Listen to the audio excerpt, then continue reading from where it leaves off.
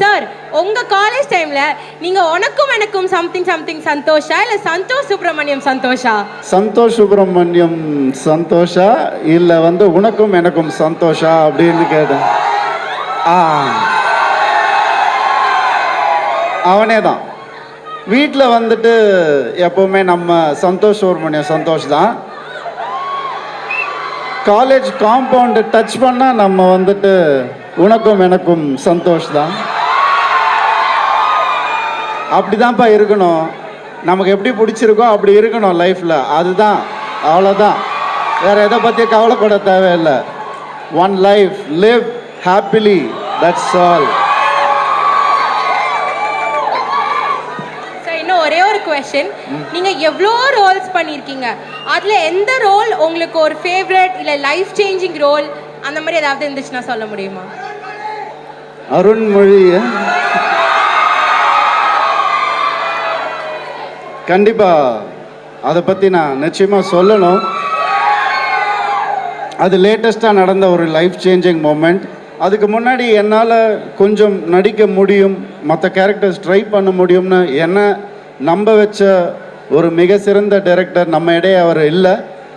Jananathan sir பேராண்மை படத்தில் எனக்கு அந்த ரோல். பல பேர், அதாவது பழங்குடி மக்கள் பல பேர் என்னை எப்படியோ ரீச் பண்ணி லெட்டர் போட்டு, சில பேர் ஃபோன் பண்ணி எங்கள் ஆள் ஒருத்தன் தெரிஞ்சான் ஸ்க்ரீனில் அப்படின்னு சொன்னாங்க. அந்த ஒரு கதாபாத்திரம், துருவன்ற கதாபாத்திரம் நான் மறக்கவே மாட்டேன். அண்ட் நீங்கள் சொன்ன மாதிரி அருண்மொழிவர்மனை மறக்க முடியுமா? மறக்கவே முடியாது. அந்த கதாபாத்திரம் மணி சார் முதல்ல கூப்பிட்டு சொன்னார், இந்த மாதிரி நீ பண்ண போகிற அப்படின்னு சொன்னார். நான் என்னையே கிள்ளி பார்த்துக்கிட்டேன், உண்மையை தான் சொல்கிறாங்களா இல்லையான்னு. 6 மாதம் மணி சாரும் நானும் ஃபோனில் பேசிகிட்டே இருப்பார். சில விஷயங்கள் சொல்லுவார். அவர் எப்படி இருந்தார், அவர் எப்படி மக்கள் எப்படி பார்த்தாங்க அப்படின்ற விஷயங்கள் சொல்லும் போது புல்லரிக்கும் உண்மையாகவே. ஸோ நான் ஒன்று தான் முடிவு பண்ணேன். இப்போ அவர் உண்மையாகவே இருந்த ஒரு மனிதருடைய கதாபாத்திரத்தை நம்ம ப்ளே பண்ணும் போது அவங்களோட வீடியோஸ் இருக்கும், இல்லை அவங்களுடைய ஏதாவது ஒரு ஃபுட்டேஜ் இருக்கும், அதை பார்த்து நம்ம பாடி லாங்குவேஜ் அடாப்ட் பண்ணுவோம். பட் அவருக்கு எதுவுமே இல்லை. அப்போ நான் கேரக்டர் ப்ளே பண்ணக்கூடாதுன்னு நான் நினச்சிட்டேன். கேரக்டரோட இமேஜை தான் ப்ளே பண்ணணுன்னு நினச்சேன்.